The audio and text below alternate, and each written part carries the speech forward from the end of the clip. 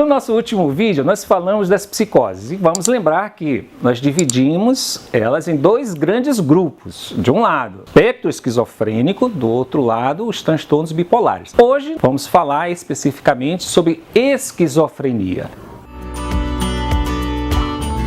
Esquizofrenia é um nome dado a uma doença mental, um transtorno psicótico, que foi dado este nome por um psiquiatra chamado Eugen Bleuler, lá isso em 1911, que quer dizer uma mente que está dividida. Ele que nos orienta a entender um pouquinho mais o que as pessoas sofrem. Em geral, os transtornos esquizofrênicos, as pessoas apresentam ou delírios, que são ideias que não correspondem à realidade. A pessoa, por exemplo, achar que está sendo perseguido pela polícia continuamente, dia e noite, tem medo de sair na rua porque se vê o bombeiro, acha que faz parte da polícia que está sendo perseguido pelo bombeiro. Se sai na rua e vê a guarda civil, tem medo porque a guarda civil faz parte da polícia toda que está atrás dele. Um dos delírios de perseguição. Outro sintoma importante são as alucinações, percepções que não ocorrem. A pessoa percebe coisas que não existem para a maioria das pessoas. A pessoa ouve vozes que mandam ela fazer coisas, vozes que xingam, vozes que comentam sobre seus atos. A pessoa pode ver coisas, ver bichos, ver animais, ver homens, ver pessoas.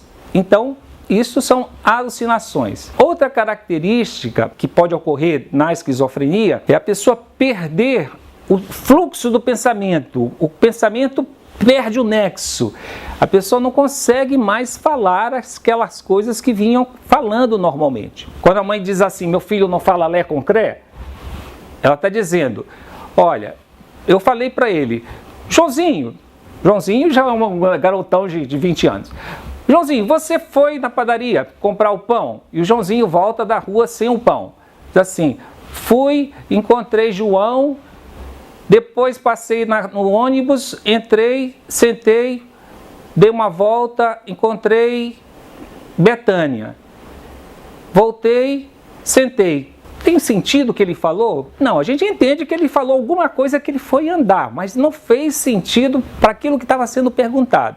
Então, esse é um modo da gente entender que a pessoa não está conseguindo fazer um diálogo, responder coerentemente aquilo que foi perguntado. Um outro modo da pessoa se comportar, deixa de fazer as coisas como habitualmente se faz, mas também pode ter outros tipos de comportamento que são, em geral, relacionados ao delírio. Por exemplo, esconder objetos, porque tem medo que alguém encontre um objeto que vá denunciá-lo, por exemplo. Comportamento que faz parte do delírio. E por último, tem um conjunto de sintomas que nós chamamos de sintomas negativos, que é aquilo que a pessoa vai perdendo para ela. Então a pessoa perde aquela vivacidade. Quando você conversa com ela, ela fica meio que embotada, não tem aquela resposta emocional que se costumava ter. Ela tende a ficar mais em casa, deixa de ter amigos, fica mais isolada. A fala dela, que antigamente era vivaz e era uma pessoa que falava muito, tinha um vocabulário adequado para o seu meio social, ele se restringe, ele parece que perdeu a sua capacidade do universo vocabulário, então ele vai ficando mais empobrecido na sua linguagem. O contato, por exemplo, quando você conversa, a dificuldade de olhar nos olhos, ele não consegue fitar por muito tempo, então ele vai se retraindo mais. Isso são sintomas que nós classificamos como sintomas negativos. Estes são os principais, digamos, sintomas dentro da esquizofrenia.